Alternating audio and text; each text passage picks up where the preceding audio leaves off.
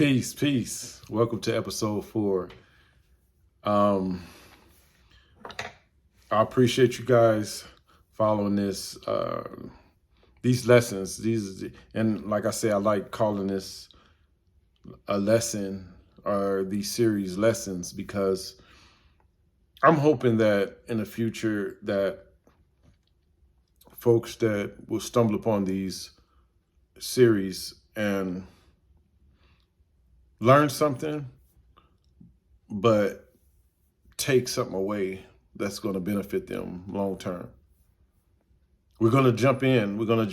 This is series or episode 4, Unleashing the Best from the Worst. Now that I'm all the way involved in gang activity. Things have happened. I crossed that line. I crossed the line because that was the safest. It felt the safest. It felt the most empowering at the time. That now I have a crew, that I have other people on my team that's going to help me fight. And this is just the nature of gangs, you click up and you find something there that keeps you, that holds your attention. And that's happening to so many young people. And I want you to understand that when we're talking about the gangs of my era, don't get confused, because this same energy, the same philosophy, the same influence is still there in today. And today is even in some cases more extreme. So pay attention to the level of influence that someone else has on your children. Okay? So now here it is. I'm a young teenager and I'm getting involved in gang activity. I'm getting into fights. I'm barely making it through junior high school and getting to high school on a thread, just barely. And now I'm all the way in. At this point, I've been involved in several activities, gang-related activities. Over the course of that summer of me being in junior high school at Enterprise Junior High School, through that summer into going into my first year in high school. And now I'm at a high school with older kids, and I really have something to prove. I feel like, you know what?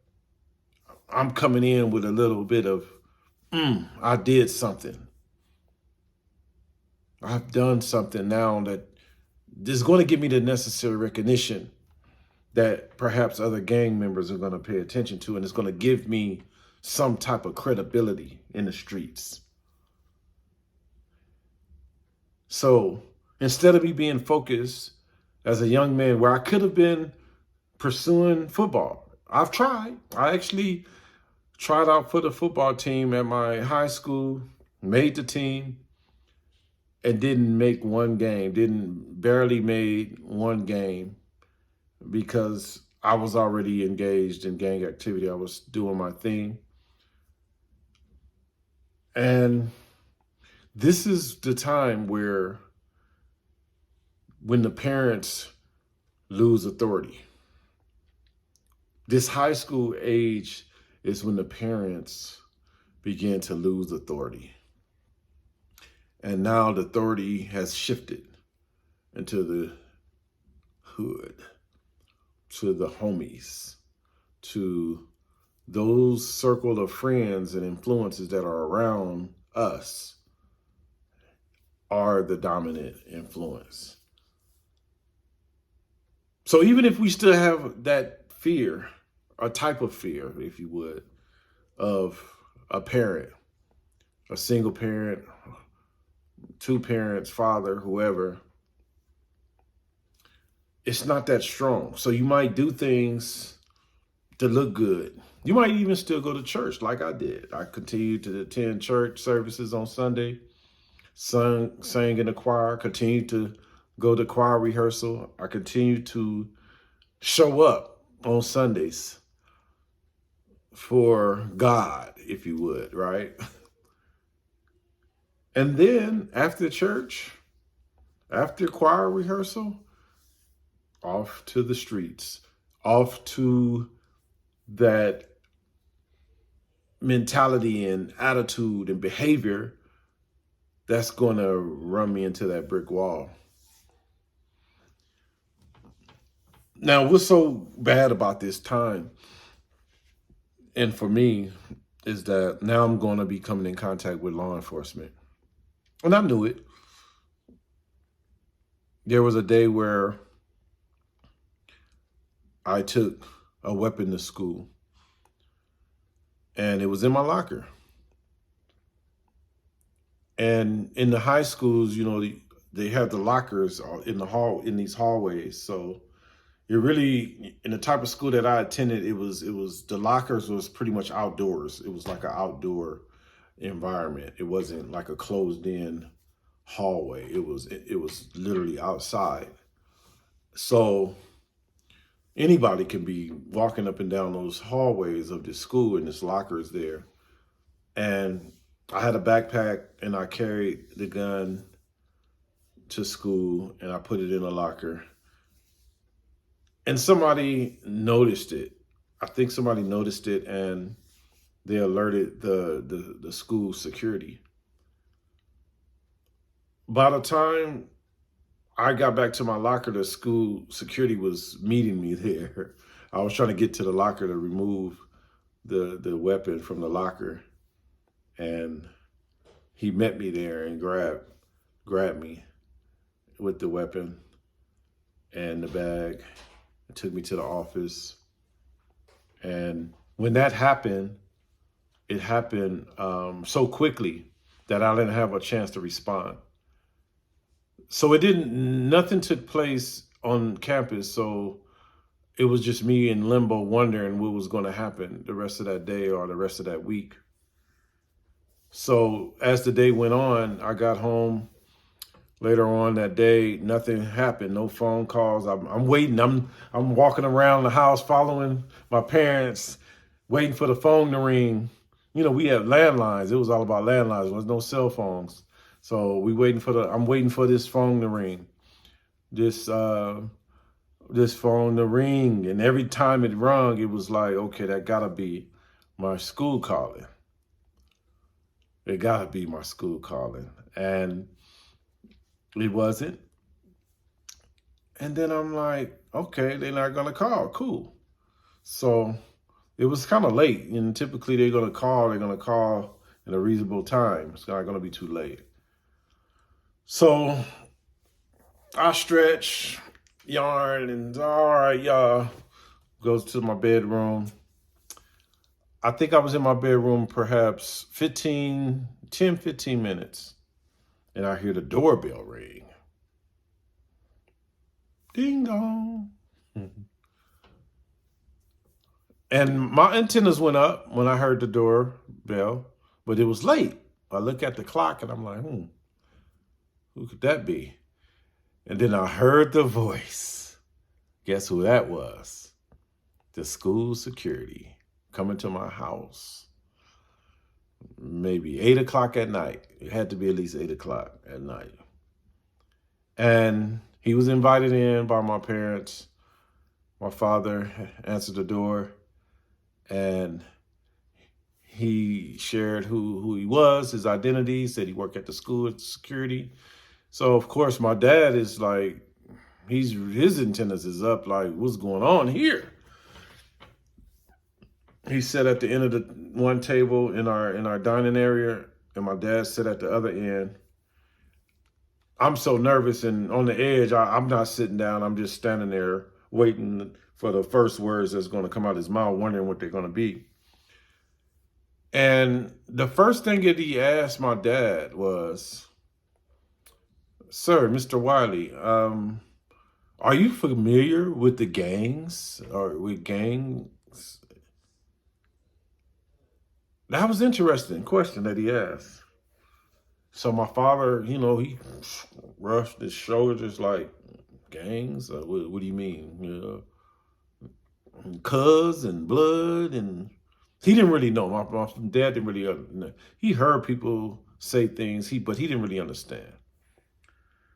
So he went on to say, the security guard, he said, well, Mr. Wiley, there's these gangs, that's they're in these communities, they're in the neighborhoods here, they're at the schools, and you have your Crips who wears blue, and you have your Bloods who wear red. Father sitting there attentively listening as he speak those words. And then he goes on to say, well, Mr. Wiley, in case you was not aware, I just want to make you aware that your son is a gang member. He's a Blood. Oh, my heart sunk, and it was like, wow, okay. The cat is out the bag. And the sadness that I saw in my parents, my dad first and foremost, it was tremendous. Before it became anger, it was sadness when he sat there and heard those words. And he went on to say, I know your son is involved in gangs. He hangs out with them at the school. He wears the colors. And just today, I caught him, I bust him with a weapon that he had in his locker, in his backpack. Now, in today's time, obviously, that would that'll make the evening news, right? Back then, it didn't. It didn't make the news. And in fact, it didn't really raise much alarm other than telling me that I couldn't return to school for a while and that I would have to do some things in order to get back in school. Now, realizing what is happening, think about it. A young man, these stages of development that I'm going through, and these things are happening, which is affecting my growth as a human being, as a young man. And how does somebody recover from that? How do that young man decide at that moment that, it's time to go back to school and take this stuff serious. It's time to get my education together, go put that first. How do you get there? Because now these things are starting to happen. Now you're starting to become a part of a system, and they're going to place you in a system because now that has to be reported. Back then, if you're a juvenile and that type of scenario, they take the weapon. They may arrest you, they may not, they may document and just simply put you in the system. And it might be probation. It might be probation, but you're in the system. You're in the system. And oftentimes you get fingerprinted at that time. And even as a juvenile, it's a process. And that process affects your growth and your development. It affects how you're going to continue to move in life. It's going to affect all of those things, all of those choices. Even if you think you can still do it, that you can pull yourself away from that, you feel, though, that it's a little too late. It's a little bit too late for that now.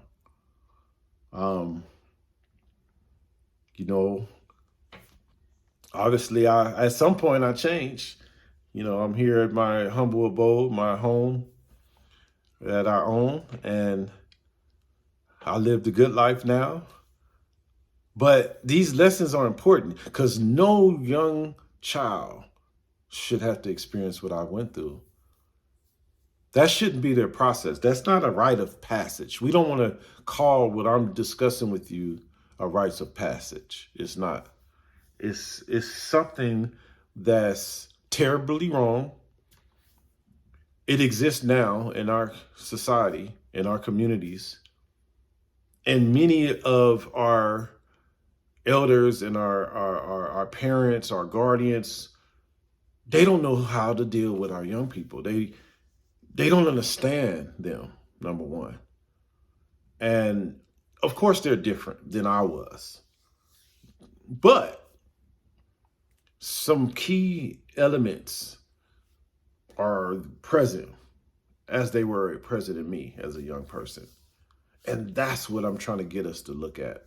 And this is the key to solving the problems of our young people, is we have to tap into it. And as I continue in this series, you're going to learn more and more about what it takes and some of the things that I did that come out of that trance of influence by street code and gangs and things of that sort.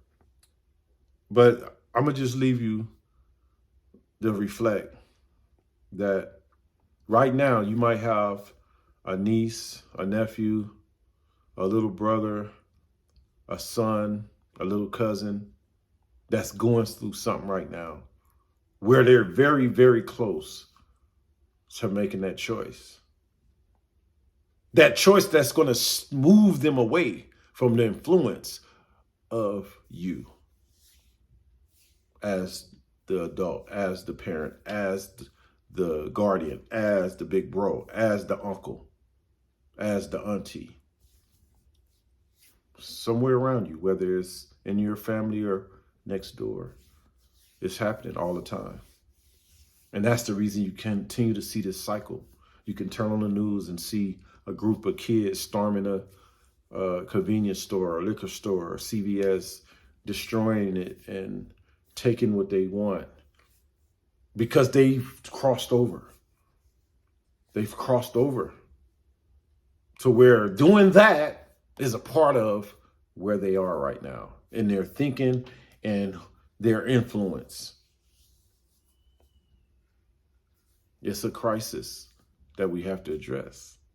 Let's talk some more about it in the next episode. So if you haven't, go back and look at the previous episodes, subscribe to my YouTube channel, and continue to follow me on Instagram, Twitter, and Facebook. Yusef-Andre Wiley. Peace.